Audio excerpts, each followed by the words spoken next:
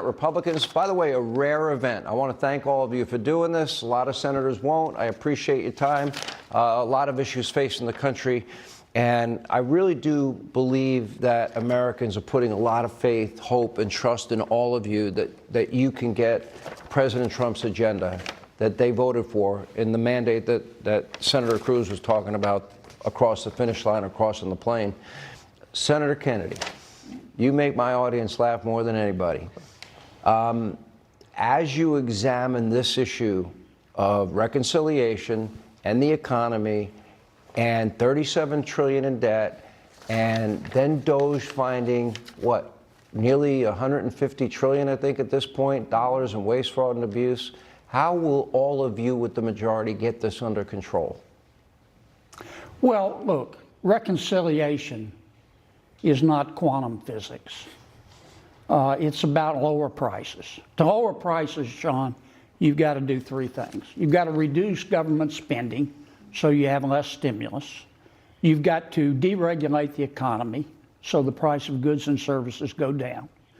And you have to design your tax code that it looks like somebody designed it on purpose to stimulate growth. Yeah. Now, reconciliation allows us in the Senate to do all three of those things with 51 votes. And that's really all it is. I want to say a word, though, about tariffs, because that's sort of the fourth leg of this stool. I think most fair-minded people would agree with this. Other countries have used trade barriers to take advantage of the American people and American businesses. Number two, President Trump has said enough. We would not be in this situation today had he not been a pit bull. By that I mean there are 195 countries in the world, 70 are begging him to make a deal to lower tariffs. He's like the pit bull, though, who caught the car. Here's what I don't know what the president's going to do next. Here's what I hope he does next. I hope he takes a deal. I hope he goes to, he and Scott Bessent go to every one of those countries and reduce those tariffs and trade barriers down to zero and let American businesses compete with those foreign businesses. Competition makes us better. Does everyone agree with that? Yes. Yeah. Yes, absolutely. Now, 70 countries, and the EU is now seemingly moving in his direction. I can just tell you, talking to, 25 million people on 750 radio stations every day, when Americans hear that our friends and allies in Europe, I'll give a quick example, and I'll stay with you on this. Okay, Germany, they have a 10% tariff, we have a 2.5% tariff, but they also have a VAT tax, or a value-added tax. That's a national sales tax. So that raises the sticker price of an American car to be sold in Germany by 30%. Yep. They sell 8 to 10 cars, German cars in America, to our one car sold in Germany. Why are they hurting us? They look to us for defense. They want us. They'll be screaming, "U.S., come to the rescue" at a moment's notice. We pay a bulk of the freight when it comes to NATO. Why would they treat a friendly nation like that? Why would other European nations be doing that to us? Well, I think that's what the president has talked about. But you agree we're being ripped off? Yes. Look, China is probably the worst example, but not the only one. God created the world, but everything else is made in China. I mean, we know that. That just reflects reality today. But they're not the only one. How about gumbo, John? Is gumbo made in China? But they're not the only one. But because President Trump has done what he's done, and I'm not saying it hasn't been tough with the market, it has been. But we would not be in this situation able to negotiate lower tariffs and trade barriers if President Trump hadn't done what he has done. I just want him to see him turn Scott Bessent loose. He and Scott take them one at a time, and let's lower these tariffs and let American businesses compete with the world, and may the best product and the best price win, and we'll all be better off. I would like to keep it less complicated, because sometimes there's a few other issues that have been conflated with it. But if it really comes down, Senator Mark Wayne Mullen, good to see you. Yes. if it comes down to a simple choice, most Americans agree that we're being ripped off. Most Americans don't like being ripped off, especially ripped off by our friends. But the president has said that if you want free and fair trade, we'll go along with that. If you want tariffs, okay, you tariff us, we'll put reciprocal tariffs on you. If we keep it and reduce it to that simple formula, I believe that's a winning issue. Am I wrong? It is, but we also have access to the economies. You use Germany as an example, right? They can lower it to 0 tariffs, but they still charge 20% tax. Well, that's got to be 30% included. tax. That's a tax. Right. It is a tax, but you have to take that in consideration. Japan does the same thing, right? Japan charges 0 tariffs on a U.S. manufactured vehicle to go in, but you can't sell a vehicle in Japan. But Japan puts 200% on rice imported from our country into their country. Yeah, absolutely. No one's selling any American rice there, and 94% of their cars are made in their country. Right, which goes to the fact that President Trump has the backbone at this point to say, hey, it's time to right the ship. There has been no president that's been willing to address this, and we've known this has been an issue, Sean, for decades, and it's only got worse. What President Trump did is he's finally stepped up and said something that he started talking about back in 1988 on Oprah's show, saying that they were taking advantage of us. We have to stop the bleeding. If we didn't do it, then what generation was going to happen? Because this isn't about just today. What President Trump is doing is he's looking at the economy 10, 15, 20 years down the road, because that's what a business guy, not a politician, that's what a business guy does. A politician looks at what happens in the next election. President Trump is looking generational down the road, which is what we should be doing. But at the same time, let's talk about some of the lies that the Democrats are showing, right? The Democrats are saying that we're going to cut Social Security benefits. Do you know we can't do that through reconciliation? But they don't say that. They also say we're going to raise taxes on billionaires, or not raise taxes, but cut taxes on billionaires. This is a Fox News alert. You mean Democrats lie? Yeah, I get that. I mean, when they call all of you Nazis and fascists, Yes, and right. Hitler and Mussolini, and But the American people are starting to believe it because they say it so much. When you cannot cut Social Security in reconciliation. At the same time, they're saying we're going to cut taxes for billionaires and millionaires and President Trump's friends, when all we're doing is extending the current tax code. The current tax policy that we have right now, we're simply extending it. And so the Democrats, they can't run on any of their policies, but they're running on lies. actually, you can add to that. No tax on tips, no tax on Social Security, no tax on overtime. Guess what? I used to work in the service industry. I would have liked all that. Yes, it absolutely, and it cuts taxes on the ones that need it the absolute most. But, you know, as I said before, Sean, the Democrats have nothing to run on policy-wise, so they're just running on fear and lies. So I saw you shaking your head, Senator Scott, and I'm reading the room, and I'm getting consensus that now that we know these countries have taken note of what the president has laid out, you want these deals to be done expeditiously. 100%. Sooner than later. Yeah. Like I said, the $7 trillion that's on the table, that would be a fantastic blue-collar comeback. But more importantly, it resets America as the economically dominant nation on the planet for a generation. I think we need more than 2 years in the majority, however. We need 4 years in the majority to make sure we cement a generation of change. You don't do that in 2 years. You do that over 4 years. I think President Trump has a once-in-a-lifetime opportunity to reset, recalibrate the entire global economy by bringing it all home to America. Put America first by putting our paychecks first, by securing this nation first, and the rest of the world, including our allies, will take advantage of us if we let them. We let them do it Exactly. for 50 or 60 years, Senator Since World War II.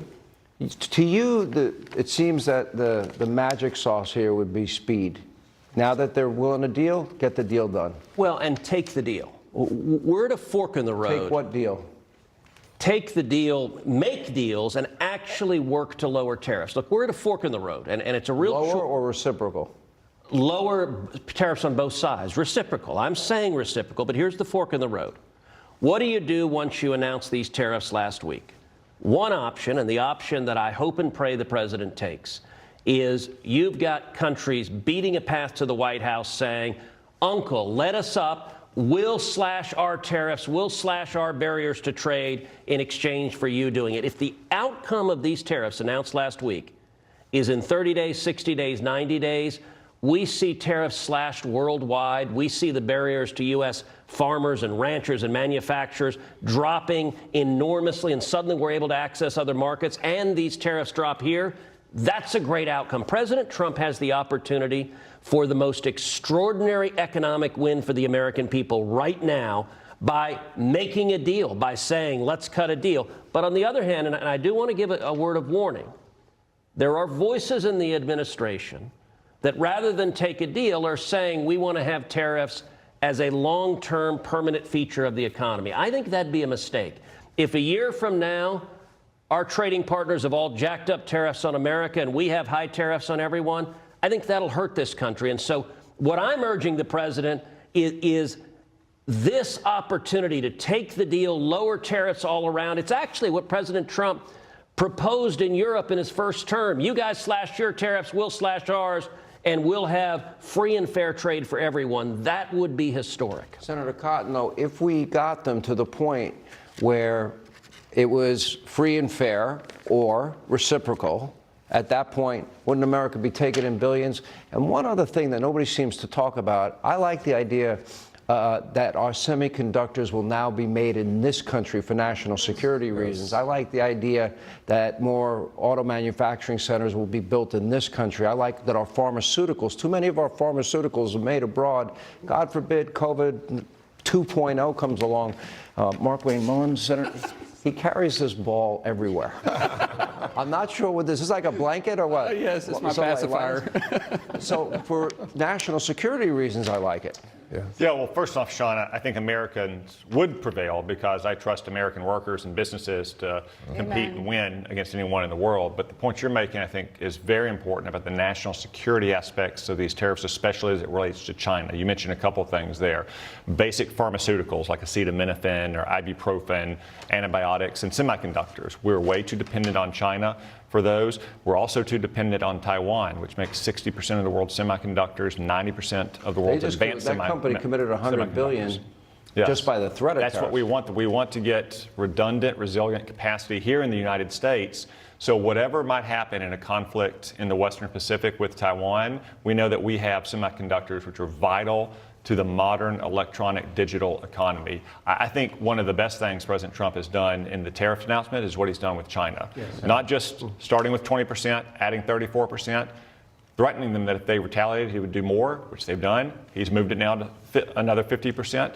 And he's closed the de minimis loophole, which allowed companies like Temu and Shein to exploit American businesses, to ship goods here that are the cheap junk that John Kennedy was joking about earlier, without paying any tariff whatsoever. So I think that's part of the most important thing President Trump has done in these tariffs. When we come back, is America on the precipice of a showdown with Iran? I want to talk about national security. And I definitely want Senator Kennedy's take on the new leadership of the Democratic Party, Jasmine Crockett, AOC, and Bernie. So you can get that thought process beginning, Senator. We'll take a break. We'll come back. We're live from our nation's capital as Hannity continues. In our nation's capital, and we still have all these great senators with us. I really do appreciate all y'all spending some time. This is an important time for the American people. This is that 4 times in 100 years, and then we're going to have to get the House to go along with it. And if you pass it in the Senate, they pass it in the House. They're not agreeing to anything. They're just opening the door. You wanted to make that distinction. And sometimes people get confused about a budget, right? Most misunderstandings between my wife and I is a misunderstanding, right? It's not an argument. It's just that we don't understand what people are trying to do. No, you're wrong. I'm with Kristen. Oh, no. But what I'm saying, okay, fair enough. My wife's always right.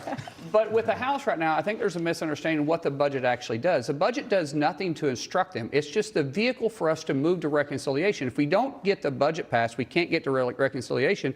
And reconciliation is where all the cuts come in. That's where we take DOGE into consideration. That's when we start trying to balance the budget. That's where we can start making the tax cuts permanent. I hope the House members are hearing you clearly, because that's important. Now is the time to act. This is our moment. It is a moment in time, and we have got to seize it. The American people have said to us, like, we want results. And if we don't move forward with this, we don't even have an opportunity for it. If we can't get to for it. reconciliation, we can't deliver what President Trump campaigned on and what we all campaigned on. Let me move on a little bit. So we have this high-level meeting of some kind taking place with Iran.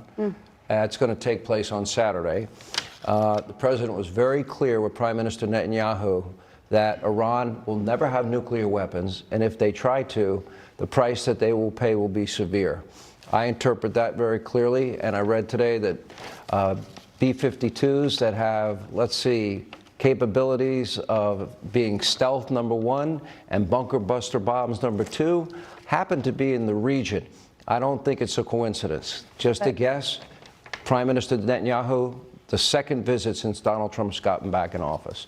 The question is, between Iran and China and the Russia-Ukraine conflict in Gaza, we got a lot of foreign policy issues.